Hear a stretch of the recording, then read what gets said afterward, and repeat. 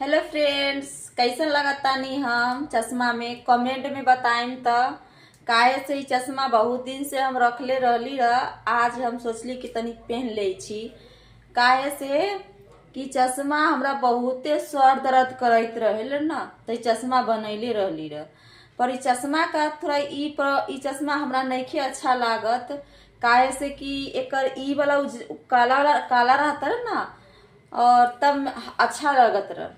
कहा ना दुकानदारवा साला कुत्ता काला वाला रखलहिते न रहलन। हमर एक दूल्हा है ना, उ बहुते उस्ताद बिया बारे।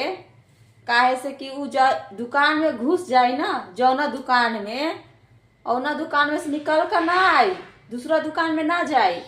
काहे से कि अगर जब उनका साथ गइल रहला ना जइब त जौन पसंद होल तैयो आ ना होल तैयो तोहनी के लेवे के बा, लेवे के पड़ी। तो वही चीज हमरा साथ होइल भाई सब।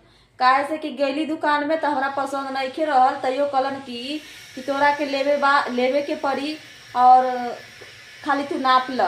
तो हम कहली कि काला रहत रह तो अच्छा लगत रह, तो सब व्हाइट हमनी के ना अच्छा लगत। तो कहता ना कि जब बाद में बना ली फेर से, अभी तक काल में बना ल, ठीक बा। तो देखो भैया, तू और के कमेंट में बताइए कि सच में चश्मा हमनी के ऊपर अच्छा लागेला कि ना। कमेंट जरूर करिए, भैया हो या बहिनी, कमेंट जरूर करिए कि चश्मा हमरा ऊपर सूट करेला कि ना। बहुते लोग कहेला कि ऐसे बहुत लोग बहुत कुछ बोलेला, पर ओकरा पर हम उतना गौर नहीं करीला।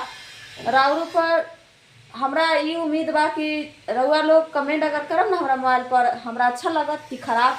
तो अगर रउआ लोग खराब बता दें ना, तो हम सच बताए कि हम चेंज कर दें। तो चलिए कमेंट करी फटाफट, हमरा ऊपर अच्छा लगेला कि ना। बाकी बात हमारा भूतुरुआ सब देखा सुत गई, अभी 7:30 बजल आ सुत गई। मोबाइलवा के बिना, मोबाइल जब देम ना तो 10 बजे रात को सुती। आज जब मोबाइल ना देली ना तो आज देखी सबके ना सो गई देखा। तो चलो ठीक बा, बाय बाय।